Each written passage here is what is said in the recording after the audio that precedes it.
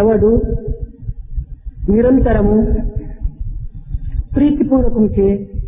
ప్రీతిపూర్వకంతో నన్ను భజించును అట్టి వానికి నేను బుద్ధి యోగమును అందిస్తాను అన్నాడు Geetacharya. Gitacharya has declared that whosoever lovingly remembers and praises me would be given the yoga of intelligence, buddhi yoga. ఇంటియే కాదు, Not merely this, అతనిని నాతో చేర్చుకుంటానని కూడాను వాగ్దానం చేశాడు. he has also promised that I will take him within me. బుద్ధి యోగం అనగా ఆత్మ అనాత్మ వివేకమే. Buddhi yogam or the yoga of intelligence refers to discrimination which can distinguish the one which is atma from anatma, permanent atma to impermanent anatma. ఇది పవిత్రమైన భక్తవర్ణకు మాత్రమే ఇది సాధ్యమవుతుందని కూడాను నిరూపించాడు. This becomes possible, it has been proved, only to people who are really devoted and almost mad with love for the Lord. ముక్తి ప్రేరితమైనటువంటి అఖండ జ్ఞానమునకు సునిర్మల భక్తియే ఆధారమని కూడాను నిరూపించింది. It has also been proved that to get a real knowledge and wisdom, devotion alone is the right royal path. సోహం తత్వమునకు దాసోహమే ఆధారమని కూడాను ప్రకటించింది. So the principle which is associated with the Lord itself, Soham Tattva, the attitude of servant and dasoham is the proper path. భక్తిమాన్ మే ప్రియో నరహ అని ఎవరు నా భక్తుడిగా ఉంటాడో వాడే నాకు అత్యంత ప్రియుడని కూడాను స్థిరం చేసింది. It has also confirmed that the one who is a devotee is dear to me. భక్తి అనగా ఏమిటి? What is devotion? ప్రేమ నశ్వరమైన పదార్థం పైన ప్రసరించినప్పుడు ఇది రాగమోహితంగా రూపొందుతుంది. When love flows towards transient things, it becomes attachment. శాశ్వతమైనటువంటి దీనిపైన ప్రసరించినప్పుడు ఇది ఏ భక్తిగా రూపొందుతుంది. When it flows towards the permanent entity, it becomes devotion. భక్తి రెండు విధములుగా ఉంటున్నది. Devotion is of two types.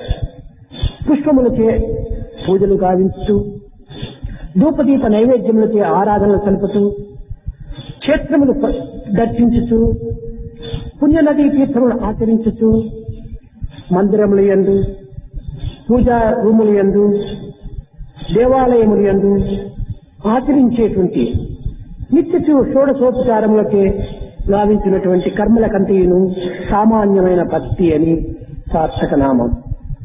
One is ordinary type of devotion which refers to certain activities associated with rituals like worshipping the Lord in 16 types of offerings and visiting various important places of pilgrimage, taking baths in holy rivers.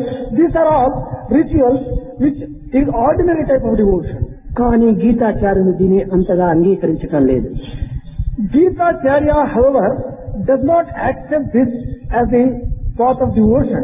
సత్శీల సదాచార సంపన్నమైనటువంటి పరాభక్తియే ప్రధానమని కూడాను నిరూపిస్తూ వచ్చాడు. Devotion which is associated with character and total love to the Lord itself is true devotion. This has been proved. భక్తికిని పరాభక్తికిని ఉండినటువంటి వ్యత్యాసంలో కూడాను మనం విచారించాలి. We have to inquire into the distinction between bhakti, the ordinary devotion, parabhakti, the transcendental devotion. భక్తి అనగా కేవలము దృశ్యకల్పితమైన జగత్తునందు సృష్టింపబడినటువంటి పదార్థముల యొక్క ప్రయోజనము భక్తిగా నిరూపిస్తూ వచ్చింది. The ordinary devotion refers to the use of the things and articles of the phenomenal world for worshipping the Lord. దీనికి ఉదాహరణము మనము పూజిస్తున్నాము. బాహ్య సంబంధమైనటువంటి పుష్పములు తెచ్చి భగవంతుని పూజిస్తున్నాము. The example for this is worshipping of the Lord, getting the flowers which are available from the trees. ఈ పుష్పములు ఎక్కడి నుంచి వచ్చినవి? From where did these flowers come? నీవు సృష్టింపబడినటువంటివా? Have you created them? లేక మరే విధమైనటువంటి దీంట్లో నీవు కల్పితం చేసినటువంటివా? Have you been able to manufacture them otherwise? కాదు. Certainly not. ఇది భగవత్ సృష్టికి సంబంధమైనటువంటి పుష్పములు. These are all flowers created by the Lord. భగవంతుడు సృష్టింపబడినటువంటి పుష్పములు నీవు తెచ్చి భగవంతునికే అర్పితం చేయడంలో ఉన్నటువంటి యొక్క ఆశ్చర్యం ఏమిటున్నది? ఏమిటున్నది? What is the big speciality in offering the flowers which are created by the Lord to the Lord Himself?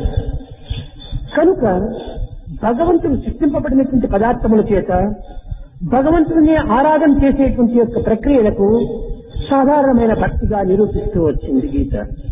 Gita has been proving that as ordinary type of devotion which is taking the created things of the Lord and offering them to the Lord Himself. పరాభక్తి అనగా కేవలము నీ యొక్క ప్రయత్నము ద్వారా నీ హృదయ బృందావనమునందు సత్యల సదాచారమైనటువంటి గుణములను అభివృద్ధి గావించి దానిని పోషించి అట్టి పుష్పముల చేత భగవంతుని ఆరాధన చేసేటువంటి యొక్క ప్రక్రియకి పరాభక్తి అని కూడా చెప్పుకోవచ్చు.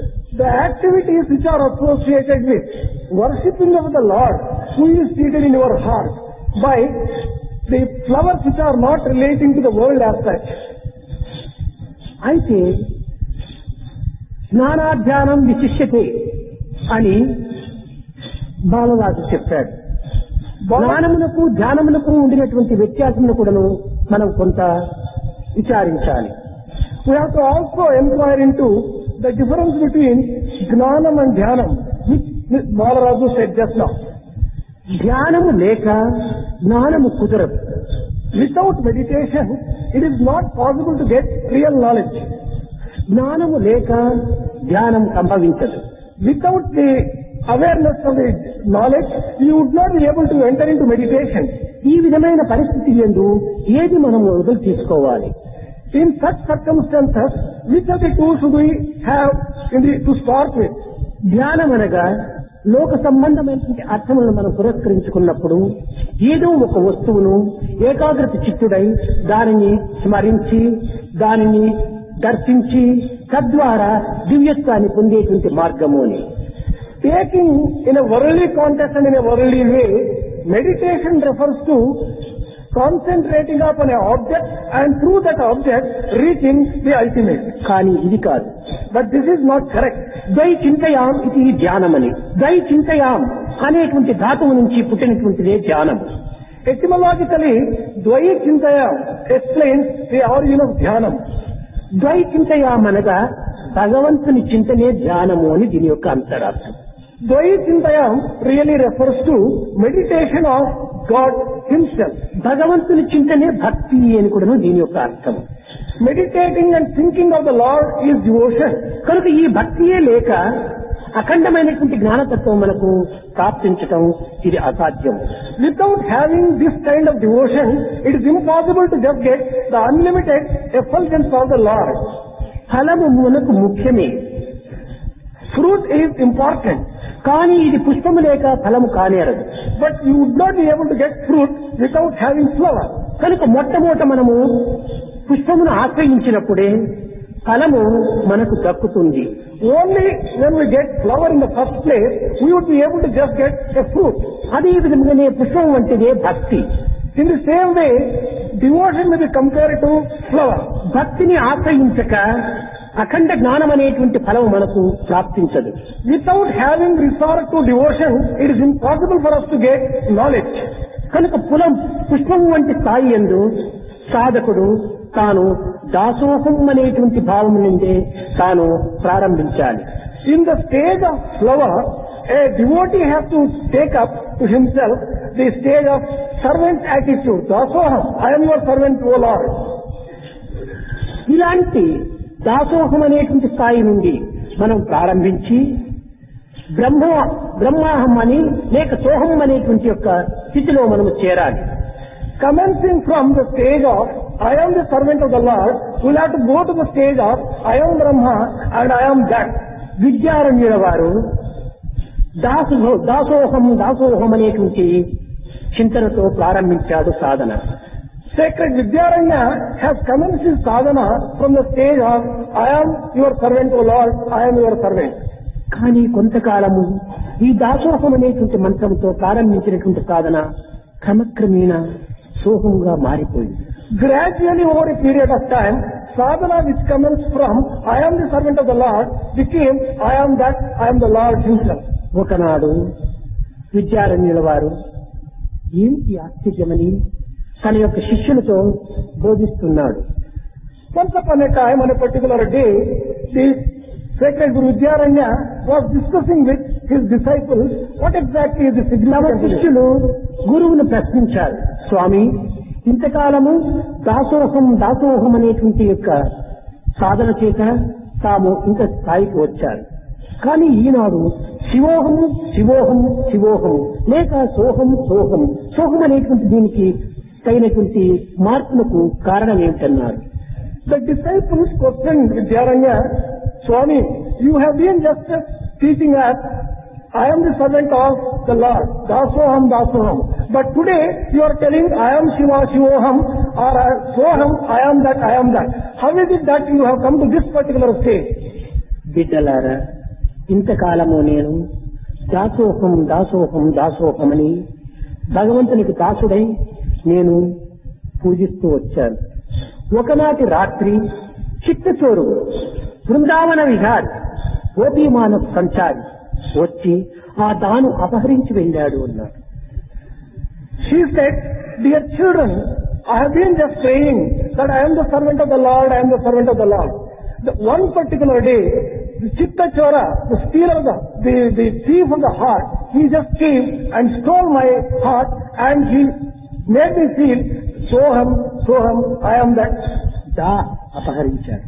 He has taken away from Dasoham that particular Dhatu Da and he made it Soham. He is a దాసోహం అనేటువంటి పదములో కృష్ణుడు దకారాన్ని అపహరించడం చేత సోహంగా మారిపోయింది అన్నాడు. As Krishna carried away Da from Dasoham, it became Soham. This is how he explained.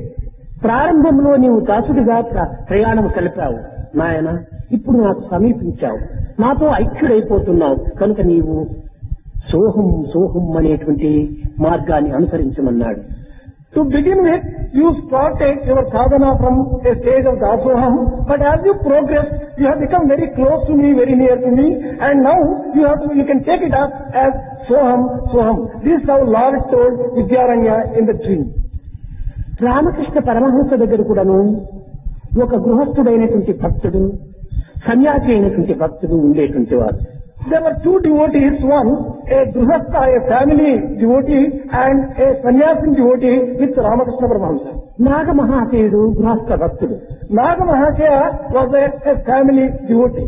Vivekananda సన్యాసి భక్తుడు. Vivekananda was a sannyasin devotee. నాగమహాశయ నిరంతరం కూడాను దాసోహం అనేటువంటి నేను దాసుడను అనేటువంటి దీంతో ప్రారంభిస్తూ వచ్చాడు సాధనను. Nagamahashaya always, and to start with, he practiced this particular principle of Dasoham, I am the servant of the Lord, I am the servant of the Lord. దాసోహం అనేటువంటి పదములో సాధనను ప్రారంభించినప్పుడు మానవుని యందు అహంకార వృత్తులు శూన్యమవుతాయి. When any devotee commences from the stage of Dasoham, egoism will disappear from the devotee. అహంకారం ఉండినంత వరకు ఆత్మజ్ఞానం ప్రాప్తించదు. So long as one has egoism in him, he would not be able to get the knowledge of Atma. ఈ అహంకారం అనేటువంటి గాంధీవును పారవేసి కరిష్యే వచనం తవా అని శరణాగతులు కావటం చేతనే అర్జునులకు కృష్ణుడు కూడాను అనేక విధముల ధైర్యమును ప్రోత్సాహమును అందిస్తూ వచ్చాడు. Even for Arjuna, Krishna gave all types of encouragement only after he threw away his Gandiva of Ahankara, that is egoism, and surrendered to the Lord and said, I am prepared to obey your command. Give me your command, I will obey. అహంకారం ఉండినంత వరకు ఆత్మస్థాయిలో పరమాత్మ స్వరూపం లభ్యం కాదు. So long as one has egoism, one would not be able to get in the stage of Atma, the Paramatma Swarupa itself. పరమాత్మ అనుగ్రహం చిక్కిన అహంకారం ఉండుటకు వీలు లేదు. Once you get the grace of the Lord, you would not be having egoism. It is impossible to have egoism. ఒకే సమయమునందు ఒకే ప్రదేశములో వెలుతురు చీకటి ఉండుటకు వీలు కాదు కదా. At the same time, in the same place, there cannot be light and darkness, isn't it? కనుకనే నాగ మహాశయుడు మొదలు దాసోహమని తన స్థాయిని కొంత అల్ప స్థాయికి తీసుకుని వెళ్ళాడు. Therefore, Naga Mahashaya started from a very humble beginning, which is associated with Dasoham. I am the servant. కానీ వివేకానందుడు శివోహం శివోహం శివోహం అనేటువంటి దీంతో లేక సోహం అనేటువంటి దీంతో తాను విశాలమైనటువంటి యొక్క హృదయుడుగా తయారయ్యాడు. Vivekananda, on the other hand, developed broad-mindedness by telling Shivoham, I am Shiva, I am that, Soham. గిరిజానంద స్వామి ఈ రెండింటినీ ఆధారం చేసుకుని నాగమహాశయుడుకు వివేకానందుడు ఇరువురు కూడా మాయ అనేటువంటి బంధన చేత కట్టుబడినాడు. Niranjanananda Swami said that on the basis of the experience of Naga Mahashaya and Vivekananda, both of them adopted different paths to overcome the power of illusion. కట్టబడినటువంటి ఈ కట్టలో నుంచి నాగమహాశయుడు దాసోహమని స్వరూపాన్ని ధరించి లోపల తప్పించుకుని వెళ్ళాడు. Naga Mahashaya adopted the path of Dasoham. He became smaller and smaller, and he got himself released from the tie of this Maya, the spell of the Maya, and he was free. కానీ వివేకానంద శివోహం అని తన అఖండ స్వరూపాన్ని విశాలమైనటువంటి తత్వాన్ని అభివృద్ధి గావించుకొని ఆ మాయా బంధనమును ఛేదించుకుని వెళ్ళాడు. The shackles of Maya, which were binding Vivekananda, were turned to pieces by his expanding Shivoham. I am Shiva. అనగా నేనే దేవుడను అనేటువంటి ఉన్నత భావమును ఉత్తమ భావమును అభివృద్ధి పరుచుకున్నటువంటి వానికి ఏ విధమైనటువంటి బంధనను అతన్ని బాధించవు. Any person who develops in himself the sacred essence of the idea that I am God, nothing will bother him, nothing will come in the way. కేవలము మాటలతో చెప్పినంత మాత్రం ప్రయోజనం లేదు. There is no use by merely uttering all these things by words. అనుభూతికి రావాలి. They must come to one's experience. దేహభ్రాంతిని వీడాలి. One should overcome the feeling of ఇంద్రియ నిగ్రహం చేయాలి. One should overcome body consciousness. సతతం యోగినః అనేటువంటి ఏకాత్మ భావన పెంచుకోవాలి. Control senses and continuously identify himself with the Lord. అట్టివాడే ఈ విధమైన జ్ఞానమును పొందగలడు. Only such a person can acquire this knowledge supreme. అయితే భక్తుడైనటువంటి వాడు అహంకారమును దూరం చేసుకుని ఆత్మానందంలో లీనమవుతాడు. But on the other hand, a devotee removes egoism from his own heart and he gets the bliss supreme. దీనికి ద్వైత, విశిష్ట ద్వైత, అద్వైతములు అనేటువంటి మూడు మార్గములను బోధిస్తూ వచ్చాడు. There are three paths: Dvaita, Vishishtadvaita, Advaita. Dualism, qualified dualism and non-dualism. తత్వైవాహం అనగా నేను భగవంతుని భక్తుడను అని ప్రారంభంలో తాను చెప్పుకుంటాడు. In the very beginning, he uttered that I am a devotee of God.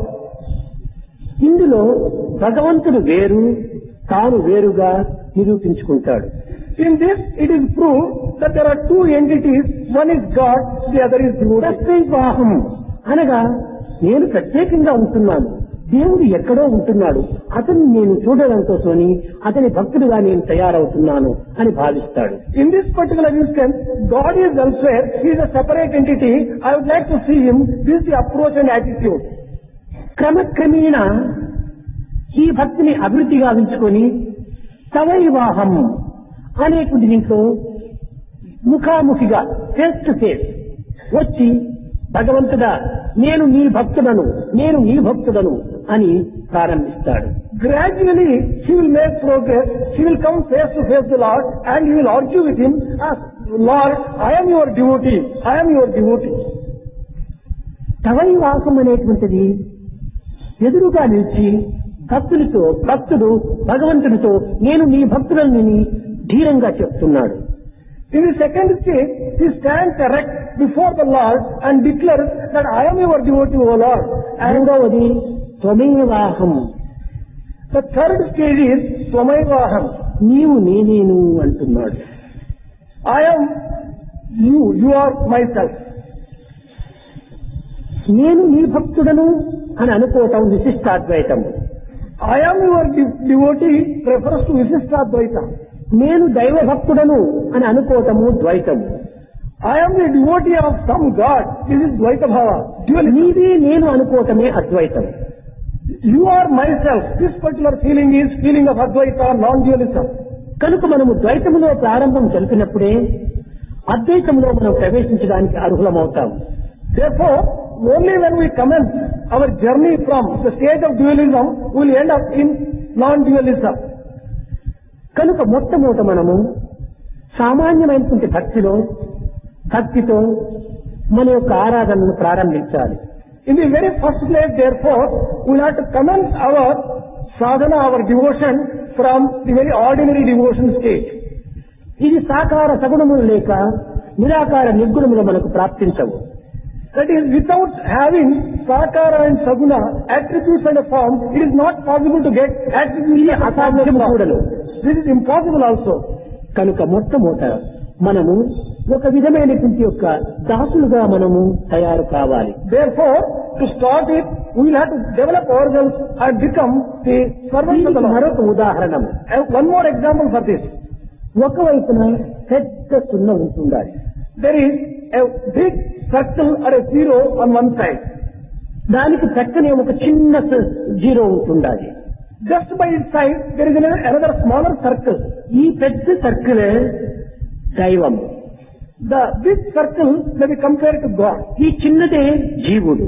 The small one refers to Jiva. ఈ జీవుడు అనేటువంటి వాడు దేవునికి కొంచెం ప్రత్యేకంగా ఉంటున్నాడు. This Jiva is different and distinct from Deva, God. ఇది ద్వైతం. This is Dvaitam. విశిష్టాద్వైతం అనగా పెద్ద సున్న లోపల చిన్న సున్న ఉంటుండాలి. Visishtadvaitam, qualified dualism refers to the small circle being within a big circle. అనగా దైవములో జీవుడు ఉన్నాడు. That means Jiva Amsha is a part of divinity. He exists in the అయితే Lord. ఈ జీవుడు దైవంతో చేరే విధానం ఏమిటి? Then, what is the way of merging himself totally in the Lord? ఈ చిన్న సున్నా క్రమక్రమేణా విశాలమైనటువంటి భావంలో పెంచుకొని పోతూ ఈ పెద్ద సున్నలో లీనమైపోతుంది. This small circle has to grow bigger and bigger by broadening itself and get merged into the bigger one, bigger circle. ఇదే అద్వైతము అన్నారు. This is Advaitam, it is said. అనగా జీవతత్వమును దైవత్వముతో చేర్చడానికి తగిన కృషి చేయటమే ఈ భక్తి ప్రపత్తుల యొక్క మార్గము. The path of devotion and prapatti refers to the path which make a Jiva Tattva merge itself in Deva Tattva or the principle of God. ఈ మానవత్వంలో ఉండినటువంటి దివ్యత్వాన్ని కొంతవరకు గుర్తించి దానిని దైవత్వంగా మనం విశ్వసించినప్పుడే ఈ జీవతత్వం అనేటువంటి యొక్క చర్యలు క్రమక్రమేణా అణుగుటకు అవకాశం ఉంటుండాలి. Only when we recognize the principle of divinity which is inherent in man, we will be able to just suppress the weaknesses and develop broadness and merge in the Lord. ఈ జ్ఞానం అభ్యాసాత్. ఈ జ్ఞానం అనేటువంటిది ఏ విధంగా వస్తుందంటే అభ్యాసం ద్వారా మనకు లభ్యమవుతుంది. How do we acquire this knowledge? Through constant practice, we can get this knowledge. ప్రపంచంలో ఏ చిన్న విషయానికైనా ఏ చిన్న స్థాయికైనా అభ్యాసం లేకుండా మనము ఆ స్థాయిని మనం పొందలేము. Whatever small thing be it in the world, whatever small stage be it, we would not be able to acquire or reach it without practice. చదువుట కానీ, వ్రాయుట కానీ, నడచుట కానీ, తినుట కానీ ఇవన్నీ కూడాను అభ్యాసం ద్వారానే మనకు లభ్యమవుతున్నాయి. Be it reading, writing, walking, eating, all these things we acquire through practice. ఈ అభ్యాసమును మనం ప్రథమ సోపానంగా తీసుకున్నప్పుడే ఈ జ్ఞానము అనేటువంటి యొక్క తత్వము మనకు కొంత అర్థమవుతుంది. When we take this practice as the very first step, we will be able to reach the stage of knowledge and acquire knowledge. అయితే ఈ జ్ఞానం అనేటువంటి దాంట్లో రెండు విధములైనటువంటి జ్ఞానం ఉంటున్నాయి. There are two types of knowledge here. ఇది భౌతికమైనటువంటి జ్ఞానం ఒకటి, ఆధ్యాత్మిక జ్ఞానం మరొకటి. One refers to the physical world and the other spiritual. ఆధ్యాత్మిక జ్ఞానమును విజ్డమ్ అంటారు, భౌతిక జ్ఞానమును నాలెడ్జ్ అంటారు. Knowledge refers to the physical world and wisdom refers to the spiritual world. ఇక్కడ వస్తువును పరిశీలన చేయటము, విచారించటము ఇది సామాన్యమైనటువంటి జ్ఞానం. Enquiring into the nature of an article refers to ordinary knowledge. ఈ వస్తువు యొక్క అంతర్భాగమైన మూలాధారమును గుర్తించి ఆ మూలాధారం యొక్క తత్వాన్ని అర్థం చేసుకోవటము ఇది ఆధ్యాత్మిక జ్ఞానం. Spirituality refers to understanding the inner principle and significance of every article that exists in the world. ఈ ఆత్మజ్ఞానం అనేటువంటిది లేకుండా మనము ఈ లౌకిక జ్ఞానం అనేటువంటి దాన్ని అభ్యసించడం కానీ దానిని అందుకోవటం కానీ ఇది అసాధ్యం. Without the basis of the wisdom which refers to spirituality, it is not possible to acquire the knowledge of the world. దీనిని అందుకున్న విధానమే ఈ కాయము చేత ఆచరించేటువంటి సమస్త సత్కర్మలు. All the good activity associated with this body is that refers to the path of acquiring this knowledge. ఈ శరీరం అనేటువంటిదే మనకు లేకుండా ఎట్టి సాధనలు కానీ మనం చేయలేము, ఎట్టి ప్రాప్తిని కూడా మనం పొందలేము. Without having the body, it is not possible to do any activity and reach any goal. శరీర మార్గం కనుధర్మ సాధకం అని ఈ కర్మ సాధనకు శరీరం అత్యవసరం. For all activity, body is the very basis. పరోపకారార్థం ఇదం శరీరం అని ఈ పవిత్రమైనటువంటి కర్మలు ఆచరించి ఇతరులకు ఉపకారములు గావించేటువంటి విషయంలో ఈ యొక్క దేహము అత్యవసరం. Body has to be used and is necessary for doing activities which are useful for others. చిన్న పిల్లలకు అర్థం కావాలంటే దీన్ని మరొక రీతిలో ఒక ఉదాహరణంగా చెప్పుకోవచ్చు. For the sake of young children to understand, this can be presented in a different way. మనం ఎక్కడికో ఒక పిక్నిక్ అని వెళ్ళాము.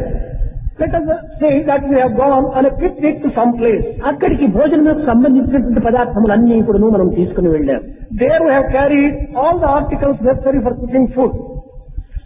అక్కడ భోజన సమయానికి మనం వండుకోవటానికి ప్రయత్నించాము ఒక అడవిలో.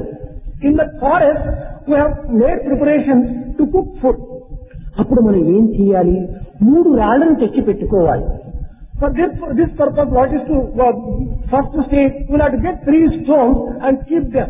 ఈ 3 రాళ్ల పైన పాత్రను పెట్టాలి. On these 3 stones, we will have to keep the vessel. పాత్రలో నీరు పొయ్యాలి. We will have to pour water into the vessel. ఆ నీటిలో బియ్యం వేయాలి. We have to put rice in the vessel and water. ఈ 3 రాళ్ల మధ్యలో పాత్రకు కింద మనం అగ్నిని పెట్టాలి. Underneath the vessel, in between these 3 stones, we will have to make some fire. ఈ మంటను వేయటంలో ఉండినటువంటి అర్థార్థం ఏమిటి? What is the inner significance of putting the fire beneath the vessel? ఈ మంట ద్వారా పాత్రలో ఉండినటువంటి యొక్క బియ్యము పక్వం కావటం కోసమని. Through the fire, we have to just cook the rice which is within the vessel. అయితే ఈ యొక్క వేడి సరాసరి బియ్యములకు తగిలి అవి అన్నముగా తయారు కావటం లేదు. Suppose without the medium of the vessel, if this rice is put in the fire, you would not be able to get food as such. ఈ కట్టెల వేడి ఈ యొక్క పాత్రకు సోకి, పాత్ర వేడి నీళ్లకు సోకి, నీళ్ల వేడి బియ్యములకు సోకి బియ్యము అన్నంగా మారిపోతున్నాయి. The heat gets transmitted to the vessel, from the vessel to the water, from the water to the rice, and then rice is cooked. అదే విధముగానే జీవిత అరణ్యము లోపల మనం ఆహార నిమిత్తమై ఆనందమనే ఆహార నిమిత్తమై ప్రాకులాడుతున్నాం. In the same way, in the forest of life, we are searching for the bliss which will be compared to food. ఇక్కడ సత్వ రజో తమో గుణములే 3 రాళ్లు.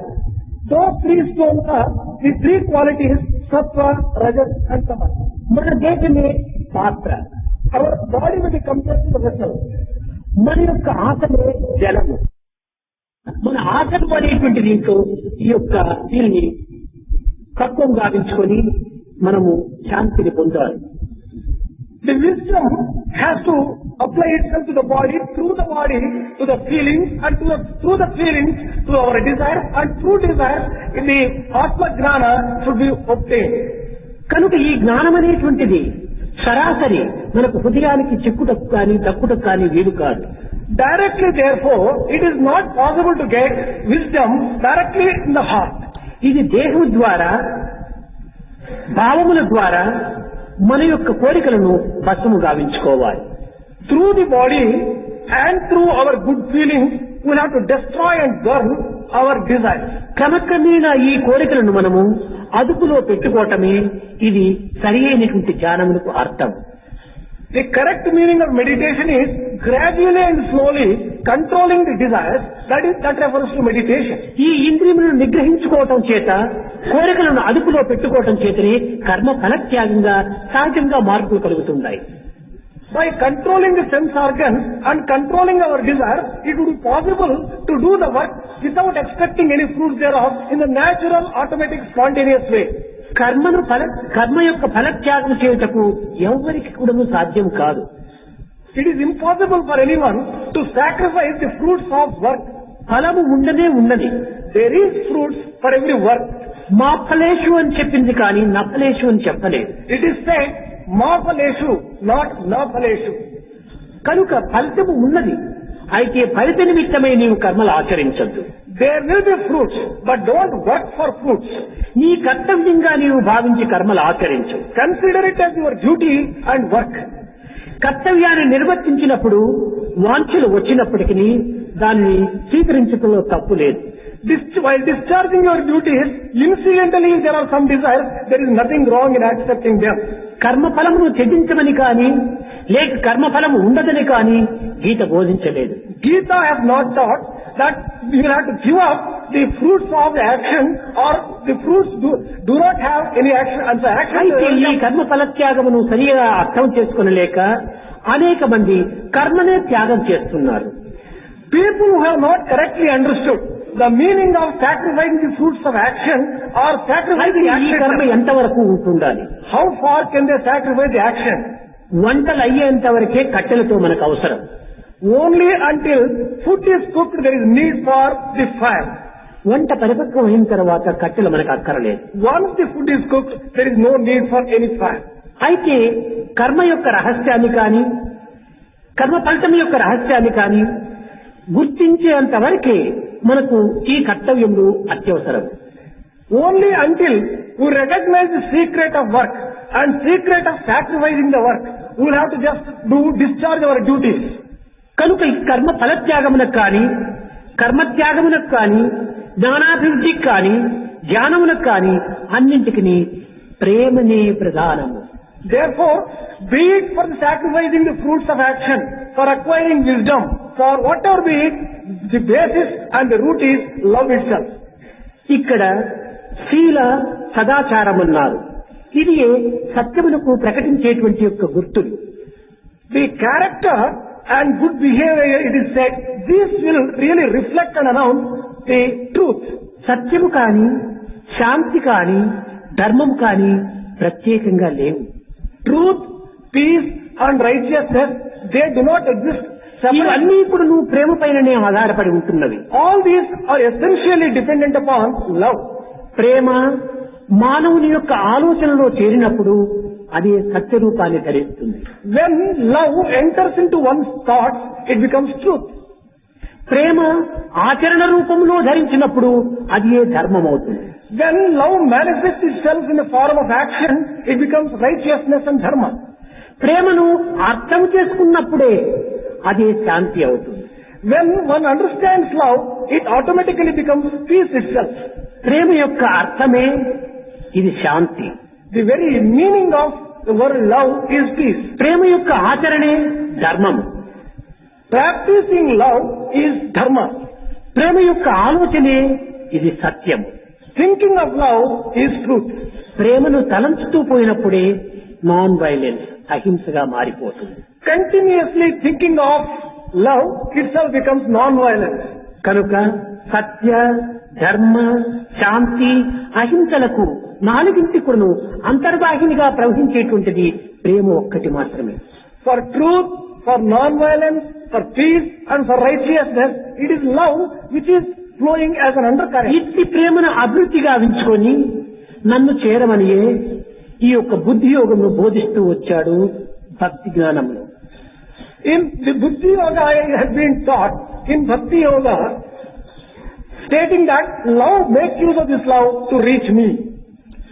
కనుక ప్రియుడై ప్రేమతో దైవమును పొందేటువంటి మార్గమునకు నీ యొక్క ప్రేమతత్వమునే పెంచుకోమని కూడాను శాసించాడు. He has also declared that make use of love. With full of love, you try to just develop nearness to me. భక్తుడా, నీ చేతులు చిన్నవి. Dear devotee, your hands and palms are small. ఈ రెండు చిన్న చేతులతో నా సేవను ఆచరించు. With those small little palms, you serve me. నీ యొక్క కన్నులు చాలా చిన్నవి. Your eyes are small. నా సృష్టి యొక్క ఇది చాలా గొప్పది. My creation is very vast. ఇంత విశాలమైనటువంటి యొక్క జగత్తును నీ చిన్న రెండు కన్నుల ద్వారా చూస్తున్నావు. With this vast creation, you are taking a look with your small little two eyes. నీ చెవులు రెండు చిన్నవి. Your ears are very small. ఈ రెండు చెవుల ద్వారా నా యొక్క వాణిని శ్రవణం చేయమన్నాడు.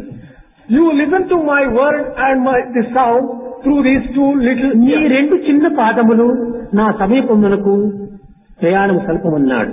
With your two little feet, you journey towards my sannidhi. పాదములు రెండు కూడాను సన్నిధికి వచ్చినంత మాత్రం నా ప్రయోజనం లేదు. By merely coming to sannidhi of the Lord, it doesn't serve the entire purpose. రెండు చిన్న కన్నుల ద్వారా విశాలమైనటువంటి యొక్క జగత్తును చూసినంత మాత్రం నా ప్రయోజనం లేదు. By merely taking a look at the vast world with your little eyes, there is no use. రెండు చిన్న చేతుల ద్వారా నా సేవలు కలిపినంత మాత్రం నా ప్రయోజనం లేదు. By merely serving me with your two little hands, you are not going to achieve. రెండు చిన్న చెవుల ద్వారా నా వాణిని ఆలకించి ప్రయోజనం లేదు.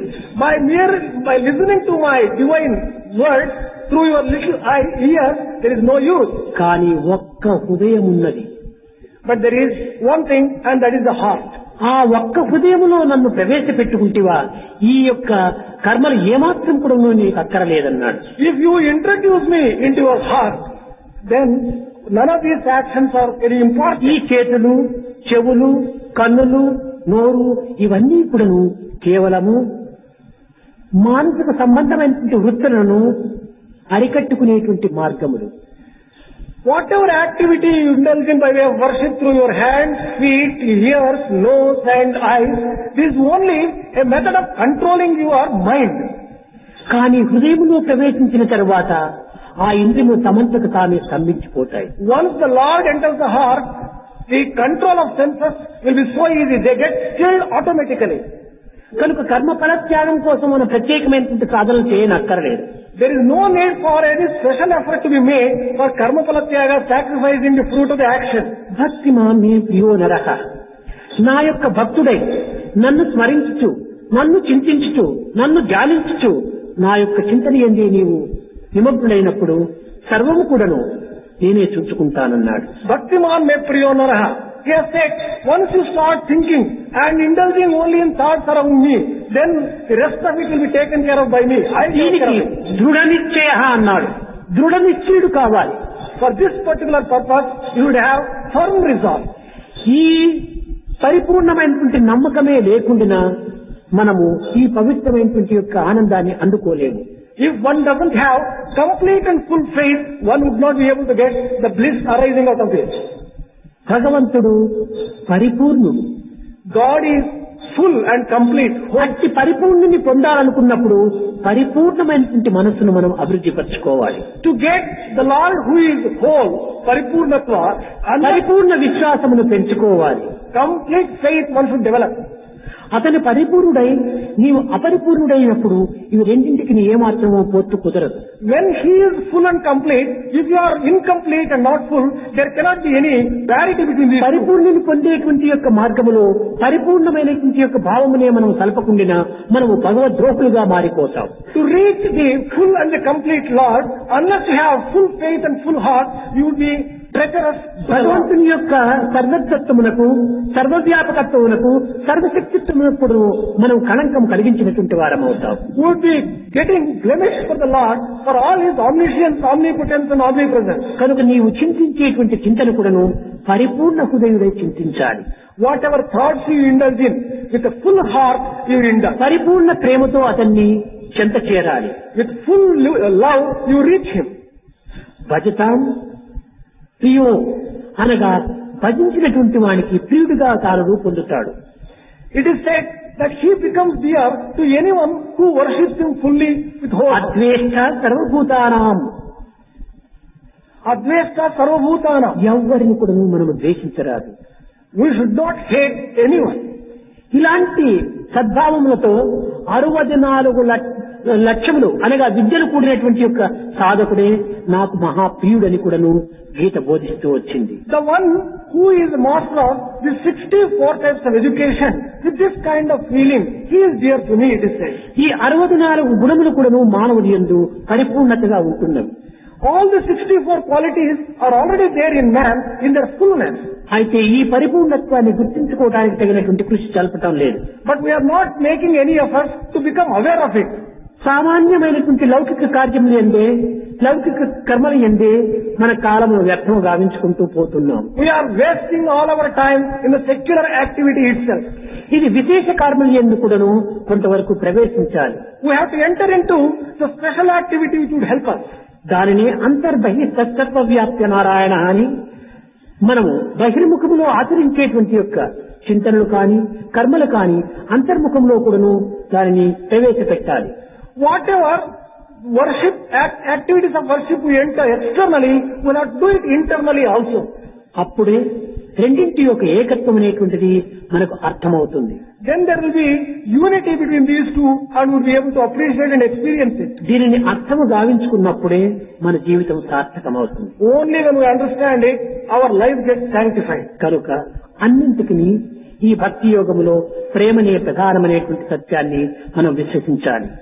In Bhakti Yoga or Yoga of Devotion, love is the basis and the most important one. This we have to recognize. సత్యము కేవలం చెప్పటం మాత్రమే కాదు. Truth is not merely for telling. ఇది కేవలం పలుకుతో మాత్రమే అంత్యమవుతుంది. This will come to an end only by mere word, uttering words. ఇది తలంపుతో కూడాను లీనం కావాలి. This must get immersed in our thoughts. నిరంతరం కూడాను ఆలోచనలో నిమగ్నుడైపోవాలి. We will always think about this particular thing and contemplate about it. కనుకతో ప్రేమతో ఆలోచన చేసినప్పుడే మనకు సహజమైనటువంటి సత్యము ఆవిర్భవిస్తుంది. Only when we think with love, the natural truth will reflect itself there. ప్రేమతో ఆచరించినప్పుడే ఇది సరి అయినటువంటి ధర్మంగా రూపొందుతుంది. Only when we practice with love, it becomes real dharma itself. ప్రేమతో మనం అర్థం చేసుకున్నప్పుడే ఇది పరమశాంతిని బోధిస్తుంది. Only when we understand with love, it will give us immense peace. కనుక శాంతికి ప్రేమనే పుట్టినిల్లు. Therefore, love is the very basis of peace of mind. సత్యమునకు ప్రేమనే పుట్టినిల్లు. It is the very birthplace of truth also. Love is the very birthplace of truth. ధర్మమునకు ప్రేమనే పుట్టినిల్లు. Even for righteousness and dharma also, love is the very basis. అహింసకు కూడాను ప్రేమనే పుట్టినిల్లు. Even for non-violence, love is the very basis. కనుకనే ప్రేమనే సర్వస్వము. Therefore, love is ప్రేమనే దైవము. Love is God. దైవమే ప్రేమ. God is love. కనుక మన ప్రేమను పెంచుకొని మనం అల్పజ్ఞులుగా ఉండినటువంటి యొక్క స్వరూపాన్ని అఖండత్వంగా మార్చుకొని తన్లీనం కావడానికి తగిన కృషి చేయమని బోధించడమే ఈ యొక్క భక్తి యోగం యొక్క సారాంశం. The essence of the teachings of Bhakti Yoga refers to the love which will have to be practiced, and by practicing love, we'll have to become broad-minded and develop greatness in us. This is the mean.